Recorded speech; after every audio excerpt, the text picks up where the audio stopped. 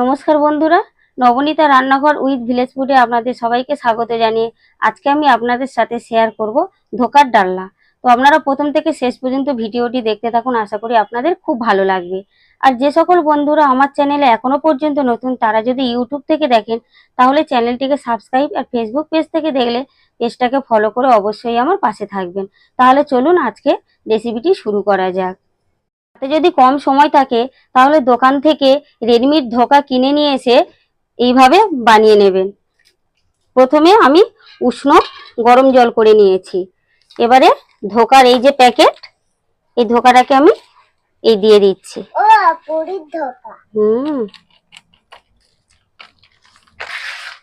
এর মধ্যে কিন্তু সব রকমের মশলা দেয়া আছে।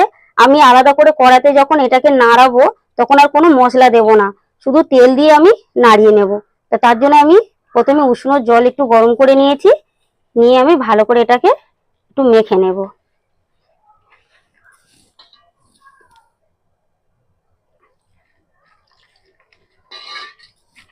আমি আর জল দেব না, এইভাবে মেখে নিলাম। নিয়ে এটাকে আমি কড়াতে তেল দিয়ে নাড়িয়ে নেব।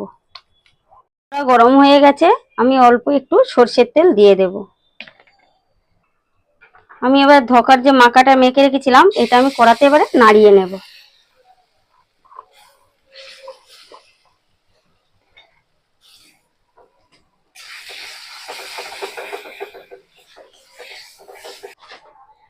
আমার ডোটা বানানো হয়ে গেছে। এবারে আমি একটা থালাতে দিয়ে আমি শেপ করে কেটে নেব।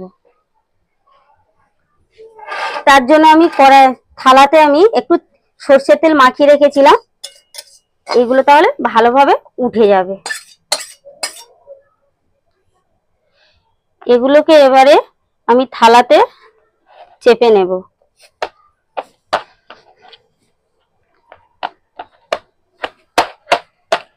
এই দেখুন, আমি এটাকে থালার মধ্যে চারকোনা আকারে চেপে রেখে দিয়েছি। 10 থেকে 15 মিনিটের জন্য আমি এটাকে ঠান্ডা করতে দেব, দিয়ে তারপরে আমি এটা শেপের আকারে কেটে নেব।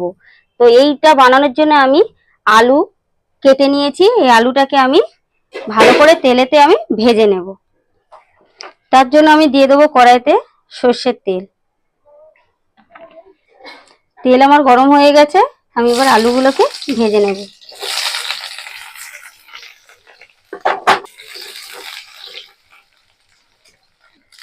আমি অল্প একটু নুন দিয়ে দিলাম, একটু হলুদ।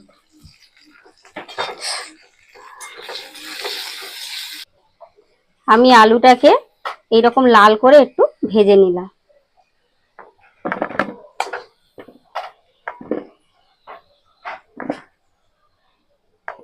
আমি এবারে বরফির আকারে কেটে নেব।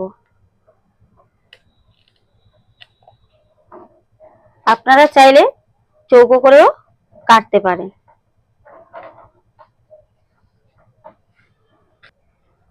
এই দেখুন, এইরকম বরফির আকারে শেপ করে আমি কেটে নিয়েছি। এভাবে সবগুলোকে একইভাবে কেটে নিয়েছি। এগুলোকে আমি সাদা তেলে ভেজে নেব। তার জন্য কড়াইতে আমি সাদা তেল দিয়ে দিয়েছি। তেলও আমার গরম হয়ে গেছে, এবারে একটা একটা করে দিয়ে আমি ভেজে নেব।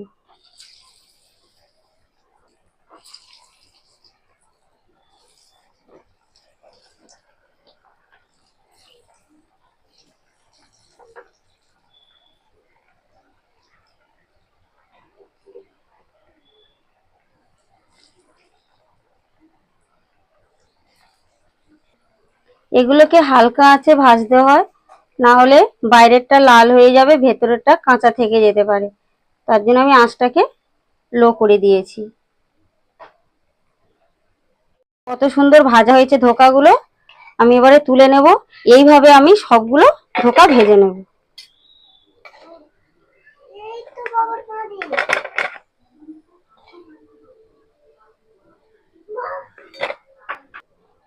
সবগুলো ধোকা আমার ভাজা হয়ে গেছে, এবার আমি তুলে নিচ্ছি।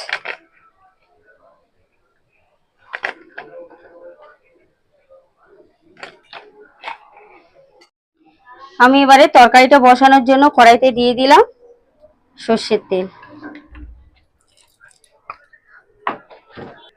আমার তেল গরম হয়ে গেছে, দিয়ে দিচ্ছি গোটা গরম মশলা, দিয়ে দেবো সাদা জিরে, দিয়ে দিচ্ছি ভেজে রাখা আলু,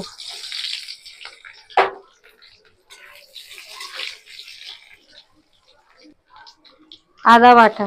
এটা কিন্তু আমি নিরামিষ রান্না করছি, আপনারা চাইলে এটা আমিষও রান্না করতে পারে। আমি শুধু এটাতে আদা বাটা দিয়ে করছি। দিয়ে দিচ্ছি স্বাদ মতো লবণ, হলুদ গুঁড়ো, লঙ্কা গুঁড়ো। আমি টমেটো পেস্ট করে নিয়েছি, টমেটো পেস্ট দিয়ে দিলাম, আমি ভালো করে নেড়ে নেব।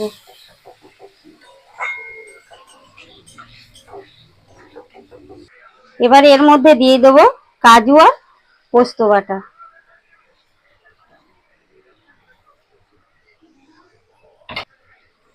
দিয়ে দেবো চিনি,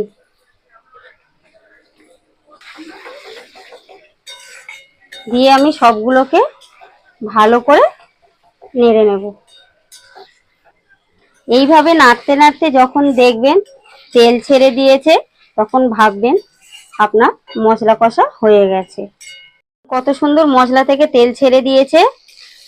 এবারে আমি এর মধ্যে দিয়ে দেবো জল,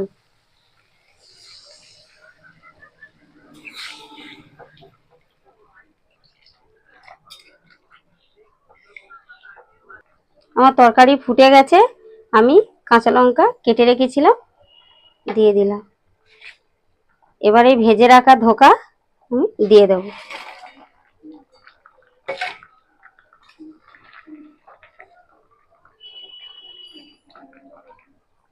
আমি গ্যাসটাকে একটু কমিয়ে দেবো, দিয়ে একটু চাপা দিয়ে দেবো।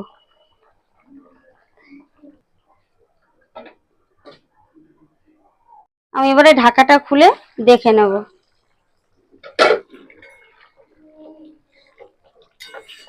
আমার ধোকার ডালনা হয়ে গেছে, আমি এবারে নামিয়ে নেব।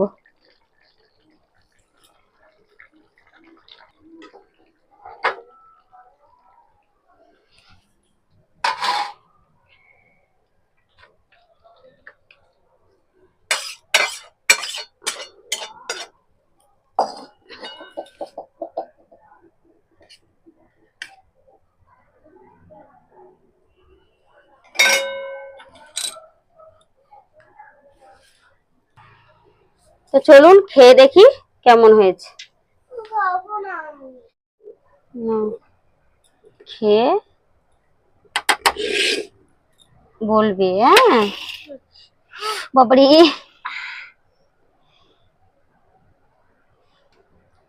রোজ দুজন আপনাদের সামনে খেয়ে বলে কেমন হয়েছে রেসিপিগুলো।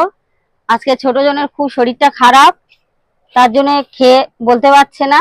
বড়জন খেয়ে বলছে কেমন হয়েছে। গরম গরম, আস্তে করে একদিক থেকে খাও। হ্যাঁ ওইদিকে থাক, একদিক থেকে খাও।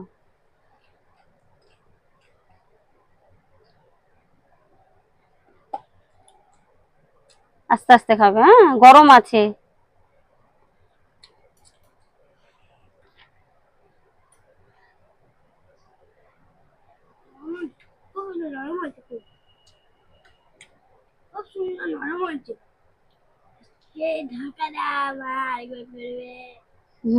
করবো।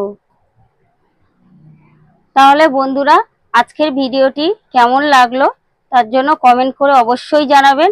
আজকের ভিডিওটি এখানেই শেষ করছি, দেখা হচ্ছে পরের ভিডিওতে।